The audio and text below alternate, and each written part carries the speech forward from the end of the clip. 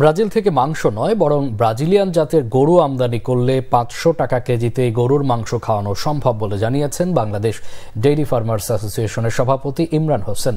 রাজধানীর আগারগাঁওয়ে আয়োজিত 2 দিনব্যাপী প্রাণী সম্পদ মেলার শেষ দিনে একথা বলেন তিনি।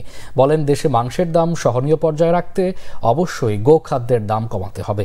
প্রান্তিক খামারিদের বাঁচাতে হলে পার্শ্ববর্তী দেশ থেকে চোরাই পথে গরু আনা বন্ধ করার আহ্বান জানান ব্যবসায়ীরা। ব্যতিক্রমী এই মেলায় কয়েক হাজার খামারির গরু, ছাগল, মহিষ, উট স্থান পায়। মেলায় 300 স্টলে কয়েক হাজার প্রাণী আকর্ষণ করে দর্শনার্থীদের। পরে মেলার মূল আকর্ষণ র্যাম্প শোতে অংশ নেয় বিভিন্ন প্রাণী।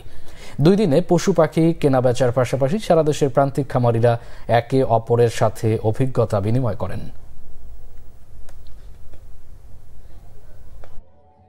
মাংস না এনে ব্রাজিল থেকে, গরু না এনে ব্রাজিল থেকে আমাদেরকে জাত এনে দেন।